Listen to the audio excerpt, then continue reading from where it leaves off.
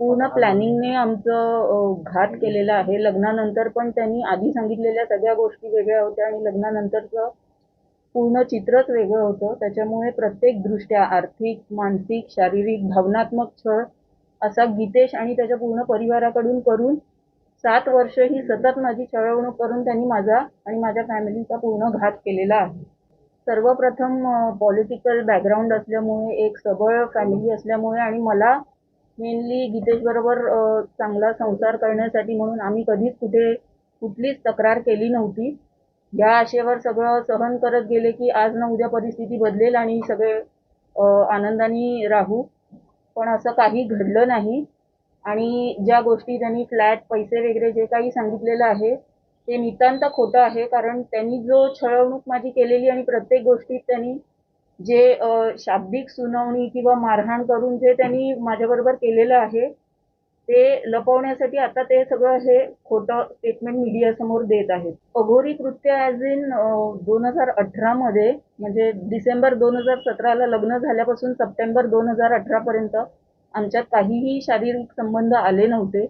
त्याच्यासाठी आमच्या फॅमिलीजनी बसून बोलणी केली आणि असं ठरलं होतं की गणपतीवरून आल्यानंतर या गोष्टीवर काम करायला सुरू करू. पण गणपतीवरून आल्यानंतरच एक थोडक्यात अशी घाबरण्याची घटना झाली, ज्याला त्यांनी असं अघोरी सगळ्या ह्याचं इलाजांचं स्वरूप दिलं की ते अक्षरशः सप्टेंबर 2018 पासून 22 सालापर्यंत ते त्यांनी सुरू ठेवलं, ज्याच्यात हे अघोरी कृत्य प्लस माझं मेडिकल ट्रीटमेंट्स ज्या त्यांनी केल्या, हायपोथायरॉइड असूनही त्यांनी मला जे अँटी डिप्रेसंट्स वगैरे दिले त्याच्यामुळे मला सर्वोपरीने त्यांनी प्रचंड त्रास दिलेला आहे. राजकीय दबाव तर तसं तो जास्ती असण्यापेक्षा जो एक मेंटल ट्रॉमा मला दिला जात होता, एक घरच्यांकडून जे प्रेशराईज केलं जात होतं, जसं नवरा मला मारहाण करून बोललेला आहे की माझ्या वडिलांनी 2 करोड रुपये इलेक्शनसाठी लावलेले आहे, तुझ्यामुळे त्यांच्या इमेजला जर धक्का गेला तर म्हणजे तू बघ तुझं मी काय करीन, असं सगळं.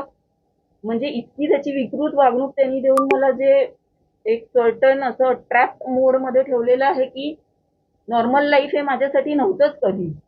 तो त्याच्यावरनं तुम्ही कल्पना करू शकता की काय ट्रॉमा त्यांनी मला या 7 वर्षात दिलेला आहे. विनायक राऊतांची भूमिका कशी असेल, त्यांचं वागणं कसं होतं आणि किती या गुन्ह्यात गंभीर सहभाग त्यांचा आहे?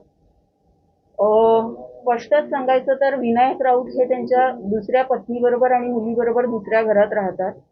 आम्ही ह्या घरी राहतो जे झोपडपट्टीत आहे आणि आम्हाला लग्नाच्या बोलणींपासून आम्हाला कधीही सांगण्यात आलं नव्हतं की दुसरं घर हे झोपडपट्टीत आहे. आणि विनायक राऊत हे नवरात्रीच्या घट बसतो त्या दिवशी आणि घट उठतो म्हणजे दसऱ्याच्या दिवशी, फक्त त्याच 2 दिवशी आमच्या घरी यायचे. इतर वेळी ते कधीही आमच्या घरी आले नाहीत आणि ते फोनवरनं मला अमुक गोष्ट कर, तू ही जबाबदारी घ्यायला पाहिजे, तू तू ती जबाबदारी घ्यायला पाहिजे. पण त्यांनी त्यांच्या मुलाला, त्यांच्या बायकोला कुठलीही गोष्ट समजावून सांगितली नाही आणि ते फोरफ्रंटवर कधी आले नाही, ज्याच्यामुळे यांचा दोघांचा अजून राग आणि ते सगळं फ्रस्ट्रेशन आपण बोलू शकतो ते त्यांनी माझ्यावर अजून व्यक्त केलं. एक कुटुंब प्रमुख म्हणून जसं माझ्या सासऱ्यांनी हे सगळं सांगायला पाहिजे होतं त्या दोघांना, ते त्यांनी कधीही केलेलं नाही. एका ठिकाणी होते, पण हे जे अघोरी जिथे जिथे आम्ही गेलेलो आहोत ते सगळे कोकण पट्ट्यातले आहेत आणि मूळतः ते सिंधुदुर्ग पट्ट्यातले आहेत आणि त्यांनी जिथे जिथे सांगितलेलं आहे तिथे तिथे आम्ही सगळीकडे हे इलाज केले. असं वाटतं की त्यांनी आणि सगळ्यांनी ज्यांनी मला जवळून पाहिलेलं आहे त्यांनी हा विचार करावा की मी 7 वर्ष तिथे होते, माझ्याकडे बरेच मौके होते जिथे मी त्यांच्याकडनं पैसे उकळू शकत होते किंवा काही त्यांच्या गोष्टींवर माझा हक्क दाखवू शकत होते, पण मी त्याच्यात कधीही नव्हते. आणि माझ्या सिंपल अपेक्षा होत्या माझ्या नवऱ्याबरोबर माझा सुखी संसार आणि माझ्या घरच्यांबरोबर आनंदाने नांदणं. ते त्यांनी न देता इतर गोष्टीत मला भरीस पाडून मला वेगवेगळ्या तऱ्हेने छळून माझं अपमानित असं घाणेरडं आयुष्य त्यांनी माझं केलं. आता ही जी तक्रार आहे तर जे विक्टीम आहेत त्याच्यातले फिर्यादी आहेत त्यांनी जे माजी खासदार आहेत मुंबईचे सिंधुदुर्गातून जे आलेले त्यांचा मुलगा जे त्यांच्याकडून एक स्थळ आलेलं लग्नासाठी, तर त्याप्रमाणे स्थळ येऊन लग्नाची बोलणी होऊन त्यांचं अरेंज मॅरेज झालं. अरेंज मॅरेज झाल्यावर काही वर्षातच त्यांना ते त्रास द्यायला लागले आणि त्रास दिल्यानंतर त्यांनी मुलासाठी, मूल होण्यासाठी वेगवेगळ्या बाबांकडे घेऊन गेले. तिथे वेगवेगळे अघोरी कृत्य त्यांच्यासोबत झाली आणि त्या संदर्भात आम्ही आता फिर्याद दाखल केली आहे. त्यांनी तक्रार का केली नाही? त्याला कोणी अडवलं होतं? त्यांच्यावर कोणी बंधन घातलं होतं? आज 2026 आहे, म्हणजे 22 साली किंवा 2018 ते 2022च्या दरम्यान झालेले हे जे काय असे जे प्रकार आहेत त्याची तक्रार ते 2026 मध्ये करतायत. यामुळे दिसून येते की याच्या पाठीमागे काहीतरी काळेबेरं आहे. आणि हे सगळे गैरप्रकार होत असताना त्याने स्वतः तक्रारीमध्ये लिहिलेलं आहे की त्या प्रत्येक वेळेला माझे आई वडील माझ्याबरोबर असायचे आणि मग आई वडिलांच्याच संरक्षणामध्ये असणारी गिरिजा तिला त्याच वेळेला ह्या अघोरी प्रकाराच्या विरुद्ध आवाज उठवण्याची संधी होती किंवा तक्रार करण्याची संधी होती, परंतु त्यांनी 26 पर्यंत हे का दाबून ठेवलं हा विषय आहे. पण त्याचं खरं कारण असं आहे की आता गिरिजा राऊत यांनी डीवीची सूट फाईल केलेली आहे गेल्या महिन्यामध्ये आणि त्याच्यापूर्वी सुद्धा आमचे वकील आणि त्यांचे वकील यांनी ह्यामध्ये तडजोड करावी डीवीमध्ये यासाठी काही बैठका घेतल्या होत्या. पहिल्या बैठकीमध्ये तिने 5 करोड रुपये मागितले आणि 3 रूमचा घर मागितलं, 3 रूम किचन फ्लॅट, त्याचबरोबर ऑटोमॅटिक गाडी मागितली आणि तो फ्लॅट सुद्धा विथ टेरेस फ्लॅट असायला पाहिजे अशा पद्धतीची मागणी केली. दरमहा 2 लाख रुपये त्याशिवाय खर्चाला मिळाले पाहिजे अशी मागणी केली होती. आम्ही ती मान्य केली नाही.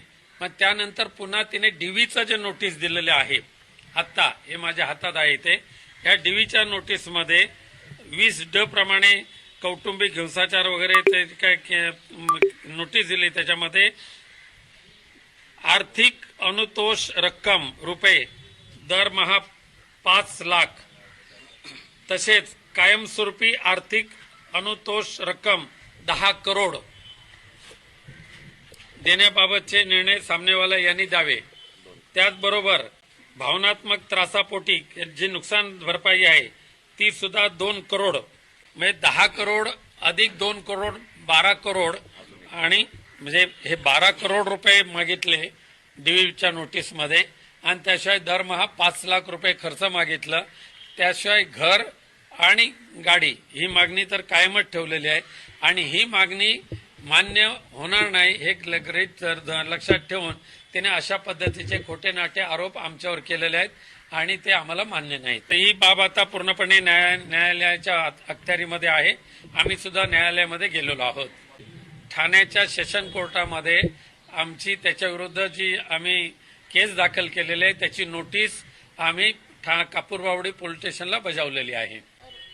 अघोरीच्या संदर्भातल्या उपचाराचं आम्ही पूर्णपणे खंडन करतो. आम्हाला ते मान्यच नाही, आम्ही त्या पंथातलेच नाही आहोत. पण तिने जे नोटीस दिलेले आहे त्या नोटीसमध्येच हे लिहिलेलं आहे की हे प्रकार होत असताना माझ्याबरोबर माझे आई वडील असायचे. एवढं स्पष्ट तिने तिच्या नोटीस तक्रारीमध्ये लिहिलेलं आहे. मग आई वडील असताना तिने अघोरी प्रकार आई वडिलांनी कसे सहन केले हे सगळे प्रश्न आहेत. त्याचे उत्तर आम्ही न्यायालयामध्ये देऊच. न्यायालयामध्ये आता आमची 23 तारीख आहे. नक्कीच न्यायदेवता आम्हाला यावर न्याय देईल अशी मला खात्री आहे. धन्यवाद.